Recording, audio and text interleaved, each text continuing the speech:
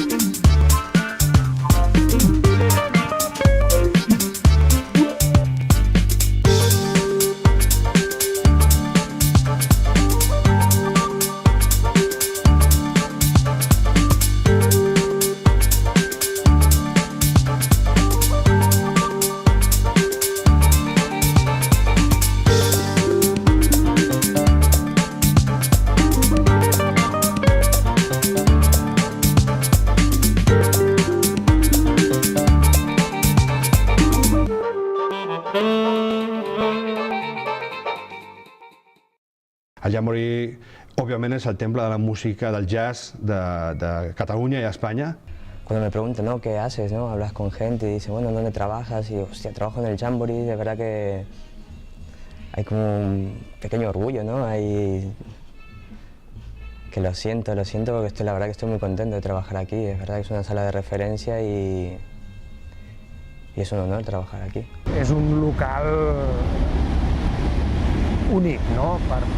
Per les seves característiques, per la seva història. El Jamboree, bueno, com diu el títol del meu disc que sortirà, és casa, life at home, és casa meva. Después de intentar a dar un jazz, pero para todos los gustos. Pienso que el Jamboree se puede escuchar desde el bebop, art bop, el swing, hay momento free jazz, no mucho, pero sí.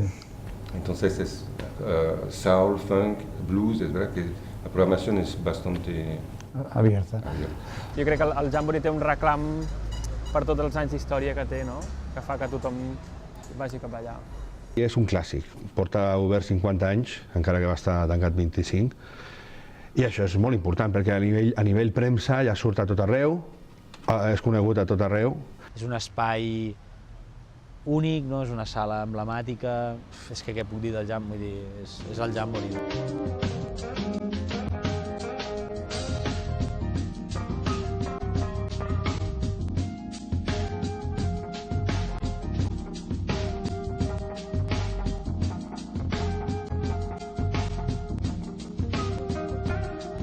Tothom parlava del Jamboree, que era el lloc mític, que era el lloc on el jazz se sentia millor i que tenia aquell feeling, no? I la meva generació era com un mite, no? I quan vaig veure que encara existia i que podia ser nostre de l'empresa, les imatges ens vam posar a treballar per aconseguir-ho, no? Quan els Mas van comprar el Jamboree i van canviar i van començar amb el format aquest, no? Que toques un concert i després és com una discoteca, no? Jo em vaig posar bastant trist, no? Perquè clar, abans el Jamboree, quan s'acabava el concert, cada dia podia haver una jam session espontània. No estava anunciat ni res, però com després no tocava ningú, et podies quedar tranquil·lament escoltant música o si volies tocar alguna cosa, tocaves, no? I quan el van comprar el Mas i Mas, ja van començar amb el format aquest i van pensar que era anatema, ¿no? Esto no es un club de jazz ni nada, ¿no? Aquello, tenemos que tocar y nos tenemos que esconder al camerino porque se ponen los de la disco aquí y nos cortan el rollo. El Jamboree sempre ha sigut un lloc, quan va obrir, innovador i de noves tendències, no? Jo penso que un club de jazz tancar-se i anar-se quedant antiquat, bueno, el Jamboree no és aquest tipus de club, no? Però la veritat és que gràcies a aquest format han subsistit, perquè si no amb el jazz els números no surten. El Jamboree sobretot tocava en grups estrangers i tocava un mateix grup tota la setmana. Llavors, era una cosa, per molta gent d'aquí, sobretot, el Jamboree era un club una mica distant, el que potser amb molta sort podies aconseguir tocar una setmana, saps? Cada X anys.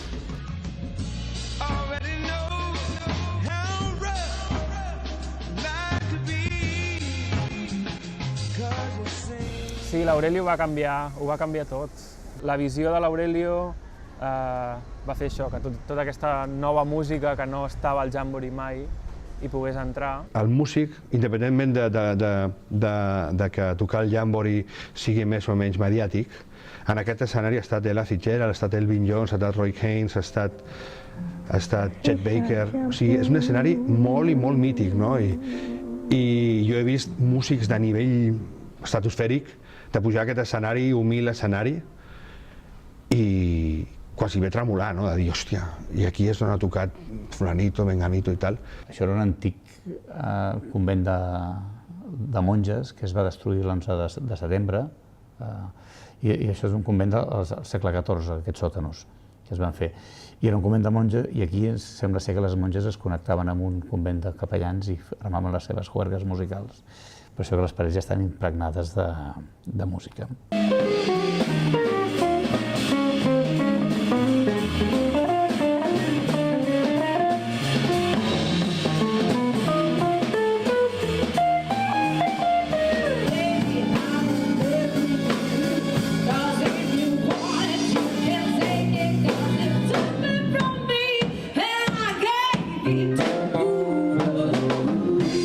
On estic ara, per mi una jam ha de ser una farra. Jo haig d'anar a passar-m'ho bé, saps? Vull dir, i si no, no m'interessa. Però sobretot és un espai de trobada per gent molt diferent, per mi. Per gent que no tocaria normalment junts. O sigui, per un danès que acaba d'aterrar a la ciutat, un africà, una persona superestablerta que té 30 anys de carrera i ha girat per tot el món, una superestrella, un xaval d'una escola. Per mi el maco també de les jams és que es produeixen barreges inesperades, no? I a partir d'aquí poden fructificar diferents grups o diferents propostes, no? Ho veia més això, per turistes o per quan arribes a un lloc nou i per donar-te a conèixer o tal. Però ara, de tant en tant, la veritat és que m'agrada també. Perquè, a part, com a Barcelona, ara també, clar, fa molts anys era diferent, perquè érem 4 gats i sempre érem els mateixos, no?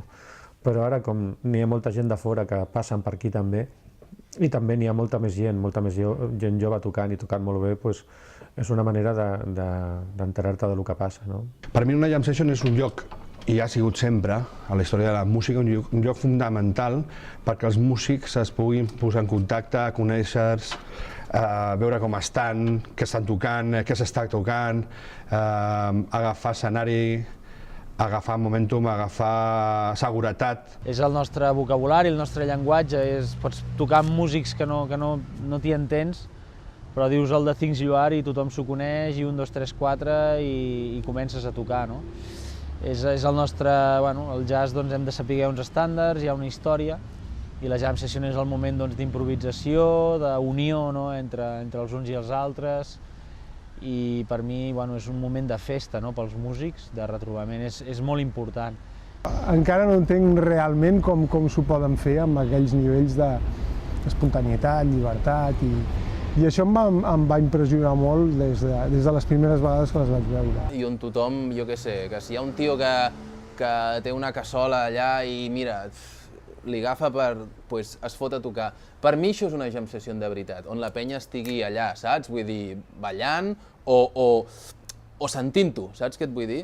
Home, és on realment es fa la creativitat del jazz, no? Tots els grans del jazz van fer les proves, per dir algun públic, amb una jam session.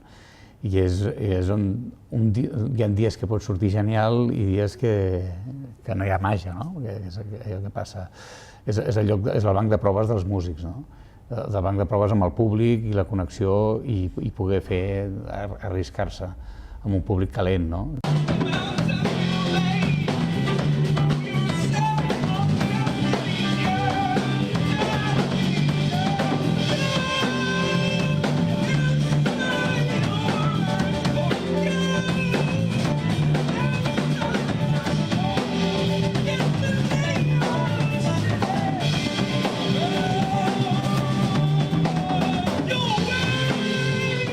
L'Aurelio havia portat grups de músics de Londres, amb el Kunle, que era un amic seu, i tenia molta amistat i era client del Jamboree des del primer dia que vam obrir i gran aficionat a la música, no?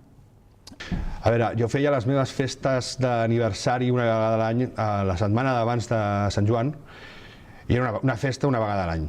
I doncs venia molta gent de tot el món, amb menjar de tot el món i tal, i també molts músics de molts diferents estils, i ens reuníem, doncs, no sé, potser duraven unes 6, 7, 8 hores, no? I hi havia molta música en directe, jo també punjava un equip bastant potent a casa meva, que encara visquen allà, un àtic, un cinquè, i bueno, el soroll que fèiem i la moguda que hi havia era molt, molt especial, no? Això ho vam fer any rere any fins que un any un dels meus germans em va dir: Aurelio, gira't perquè això està a punt de vindre a baix, i em va girar i hi havia unes 200 persones a casa i vaig dir: mira, aquí s'acaba perquè tindrem un problema, no? I quan vaig acabar de fer aquestes festes vaig estar un parell d'anys que no les feia i se'm va acudir de dir-li al Joan Mas.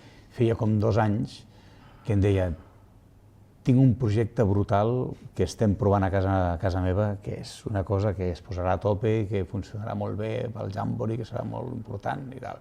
Li vaig dir: com que no fas ja ni fas res els dilluns a la nit? No estic fent res i tal i qual, deixa-m'ho que jo faré una coseta, no sé què faré, però tinc una cosa a la idea, una idea que volia desenvolupar.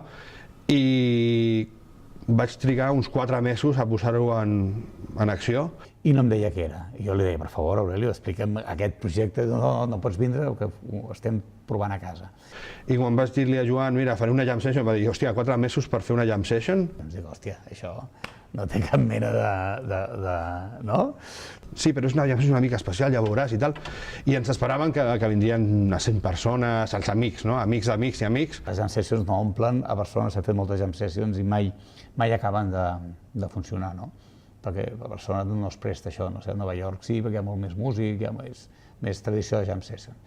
I va ser un èxit brutal al principi i ens van quedar una mica sorpresos. Jo no m'ho creia, li vaig deixar fer perquè tenia molta amistat, però jo pensava que fracassaria en pocs mesos, no? I ja des del primer es va posar a rebentar i va haver molt feeling. I em vaig quedar molt, molt sorprès.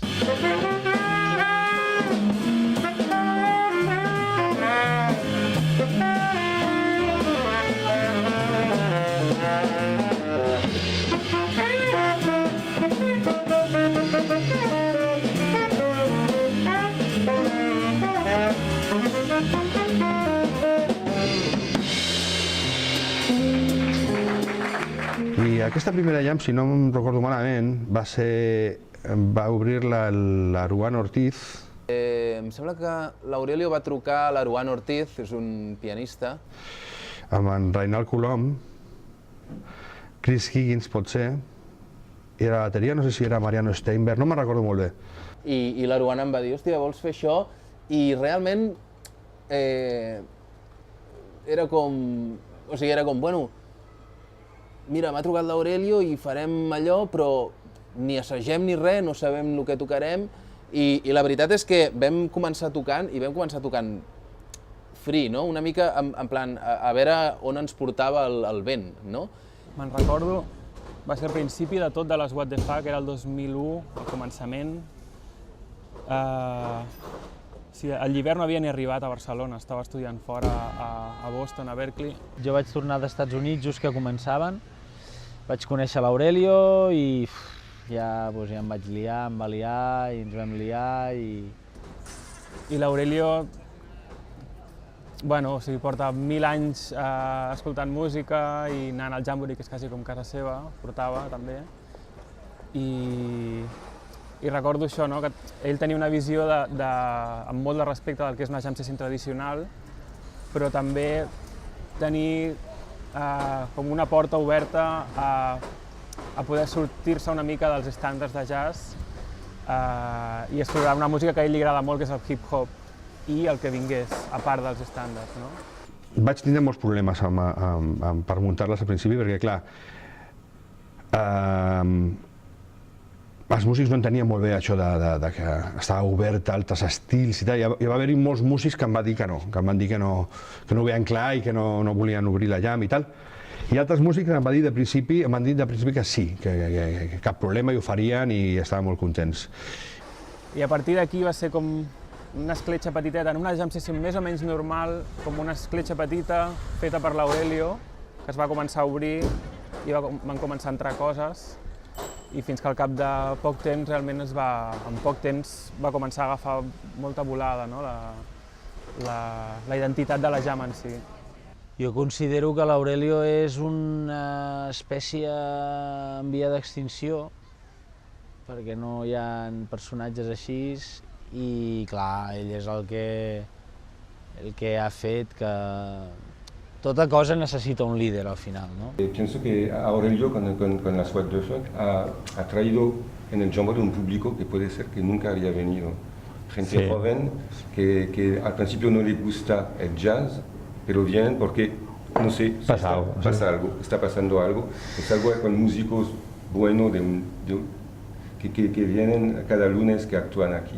Agafant idees de moltes jams i de molts momentums que he viscut, doncs ha sortit aquesta idea, no? de la What the Fuck, de músics de tot nivell i de tota procedència, de pujar a un escenari i disfrutar en el moment i fer disfrutar el públic. Aquesta comunió que hi ha entre públic i músics és el que dona aquest ambient What the Fuck que sembla que a la gent li ha agradat.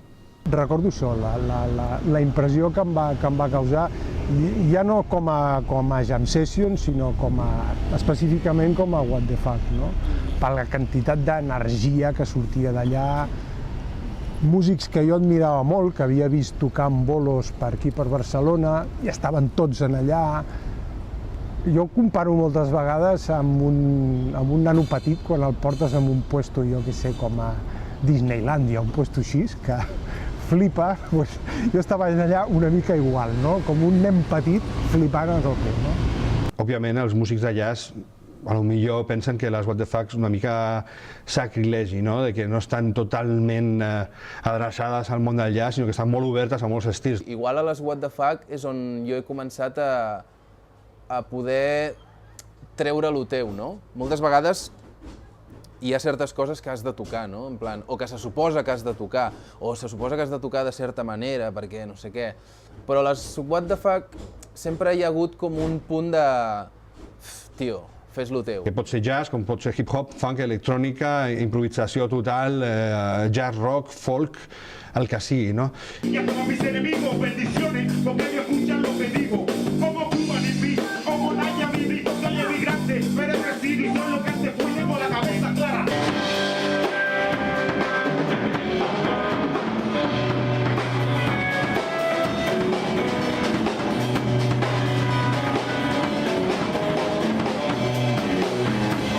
You gotta do what té com 3 parts diferenciades molt llargues. Hi ha un concert sencer, hi ha una jam session de jazz sencera i després hi ha la What the Fuck pròpiament dita. No? Al començament obre pot ser un trio, pot ser un quartet, pot ser un quintet, no sé. Com a mínim hi ha un trio, no? La primera hora tampoc és jam session, o sigui que és una qüestió mig informal que pots provar coses o també si tens un repertori que tens sòlid també sí, el pots provar, però vull dir que inclús tocant o sigui, pots fer realment el que vulguis. No? Però sempre és... ningú sap com s'obrirà, jo no ho sé. Jo solament crido una persona i aquesta persona crida a 2 altres persones o el que sigui i venen al seu material. Jo no tinc ni idea el que em tocarà.